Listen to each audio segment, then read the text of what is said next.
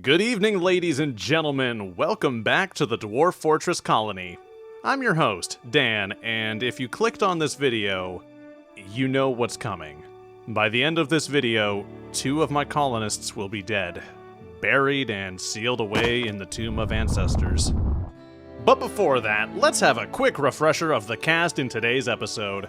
Glorgnart, Poopin' Fartin', and Snorri are my dwarves and my entire reason for being. Never have I had colonists so durable or reliable. Rock and stone indeed, kinsman. We also have Natir, a zoophilic genie who can't grant wishes. Her only power is the ability to make me feel ever more disappointed. Every time I feel like my expectations can't get any lower for her, she finds a way, goddammit. Then we also have our 2 goblinoids, Foofy the Goblin and Gravel the Hobgoblin. I will burn 1,000 settlements before I'll see harm come to either of these 2. Foofy is precious, and Gravel scares the shit out of me. I've made some huge changes since our last episode. My animals now have the biggest pen I have ever seen. I will never worry about feeding these things ever again. Unless the fallout comes back. That might put a damper on things. I've also gotten the workstations out of the entrance corridor and into an actual honest-to-God workshop. I'm out of medicine, but that doesn't seem important. I wouldn't worry about that. I'm sure that's fine. Nothing bad ever happens in Gerald Mountain Village. I've also got this fucking leech in my colony. But, in exchange for protecting her, not only am I gonna get carcinoma, I'm also gonna get a flat screen and a harp. All I gotta do is protect Worm here because Worm decided it would be a good idea to piss off everyone in another colony. How? By trolling on Twitter during her midlife crisis.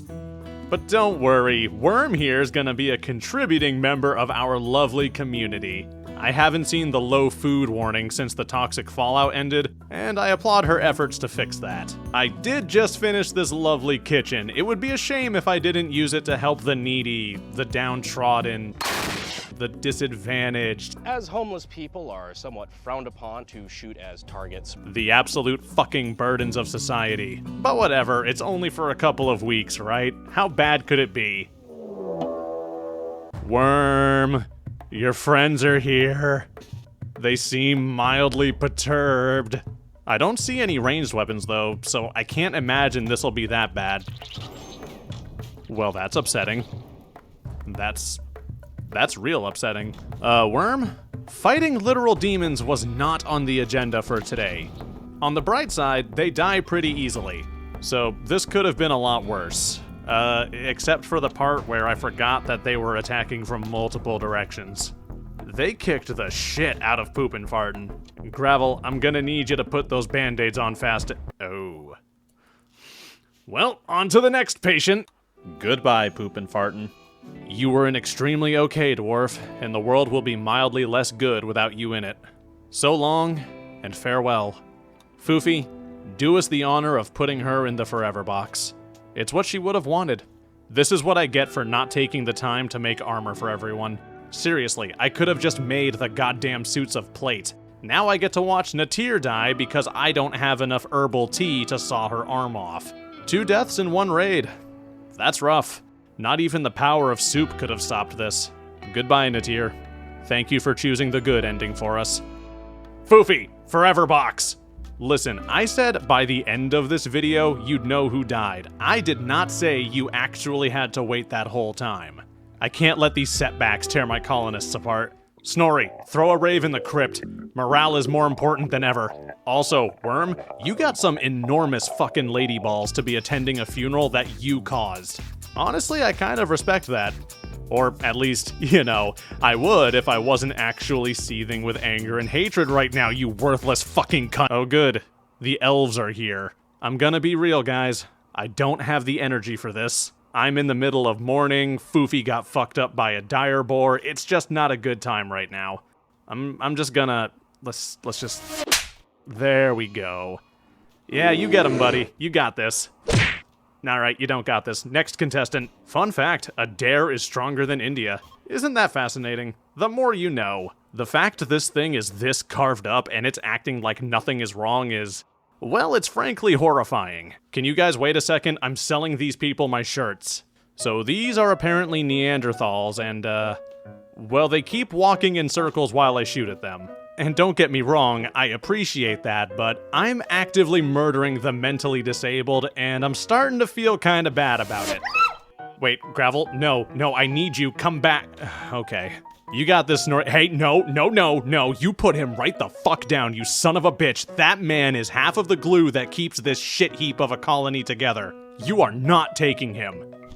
Okay, maybe you are. God damn. Okay, one left to drop, and...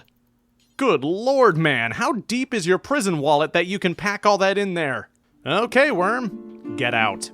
You've been nothing but a blight and a curse upon this land. Leave me and never return. You were not worth everything that happened this month. God damn. I don't even have electricity. What am I gonna do with a 75-inch flat screen? Stare at it and wonder how the weird black tablet was worth the life of one of my colonists? And Natir? I got my researcher killed for a goddamn harp. Not my proudest business decision. Not the worst one, but not the proudest. We're gonna fast forward a bit. I did a lot of work off camera. Namely, I built this gorgeous-ass room. And in it, I've got a throne. And not the kind you use to send femboys Pepsi Max. Grungni would be proud. Just, don't tell him whose throne that is. He will smite me and my entire bloodline if he finds out Gravel's our new royalty. But hey, it's not my fault that the little manlets can't use space magic. I'm trying to be lore accurate here. I also found another dwarf. This is Kane. His qualifications are, he's a dwarf, and he has a neat hat. He also has the ability to walk into the throne room and stare like a mouth breather while Fabia microwaves Gravel's brain. I've also been holding this man against his will, but he's been borderline comatose, and his cell looks like a really nice hotel room, so I'm not sure he's actually noticed. He just lays in bed all day, and nice people bring him food. Alright, we've gaslit him into joining us. I feel like there are some ethics concerns about all of this, but funnily enough, I just can't bring myself to give a shit. I haven't had a researcher since Poopin' Fartin' died. I will abduct as many people as it takes to find someone who knows how to read. Now, I need to explain something. Gravel here isn't a goblin. She's a hobgoblin. Huge difference. Goblins are small, fragile, and you try to keep them out of danger. Hobgoblins, on the other hand, they can just stand there and just take all that. Even with the ignore pain ability she's got, it is amazing that she's still alive after all of that. I don't know if I've ever had a colonist be this injured and not die. I've seen nothing like it. And she's walking her ass back to the doctor by herself. Gravel may be green, but as far as I'm concerned, she's one of the kin now. But it's only been 10 minutes since the last infestation. My colonists are all either dying or keeping my other colonists from dying. But you know what? Fuck it. We're dwarfs. We're strong. We're proud. We're noble, and we never back down from a challenge. We stand strong, and we defend our hold against... Oh, thank Christ, it's just the little ones. Oh my god, I was legit terrified. Fuck that noise. I've also got a pair of naked homeless people camping outside my house, and it's barely above freezing out. I had to pick between these two, and, you know, if I'm being honest, how was I supposed to say no to the ideal woman? I love the kind of woman that will actually just kill me. We'll just put her in the infirmary while I make a cozy holding cell. I need a place where I can store her until she understands my colonists are the good people. They only abducted her and let her friend die out of kindness. She'd do the same for any of us. Alright, the cell's ready, Scarlet. Let's get you in there. You know what? Good for her. This place is kind of extremely sketchy. I get it. But at the same time, get your ass back in there, woman. I need you in my colony. Oh shit, looks like she fucked around and found out. Great timing, cause the blue bloods want us to guard them while they run from some scalies. Gross. I added kobolds to the world. Didn't seem right that I'm doing something dwarf-themed and these little bastards weren't running around. So, they're here now. And man, they are really good at dying. Like, holy shit, that's impressive. I can't tell if they're weaker than the goblins or not, but don't worry, I'll find out for you guys. I'm a man of science, and I know you all come here for my educational content. Yeah, I didn't learn anything from that. Maybe you did. Let me know in the comments.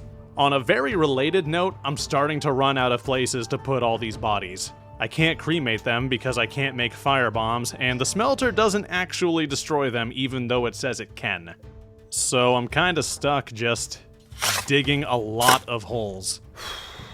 Raids are starting to become more of an inconvenience than anything, mostly because of all the cleanup I have to do afterwards. For example, I'm protecting some nobles again, and the people chasing them they're not doing great.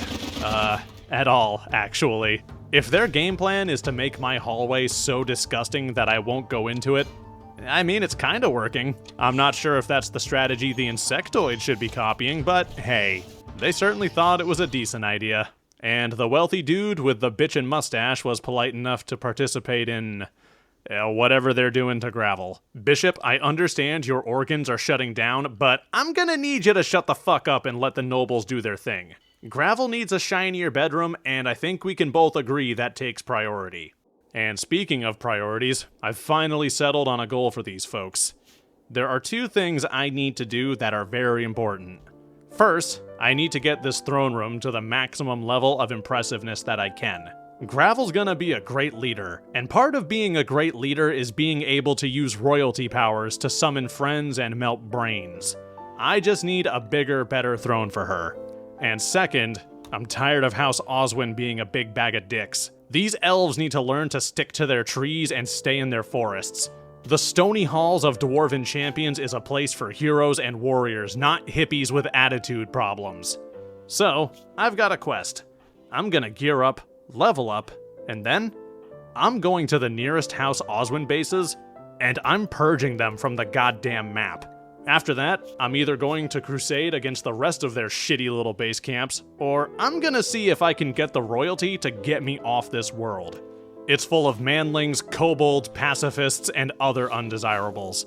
And short of firebombing every square inch of this planet, that is an infection that will never be cleansed. I can keep throwing myself at the wall and I can hope it will eventually crumble, or I can just flip the goddamn chess table and I can walk out.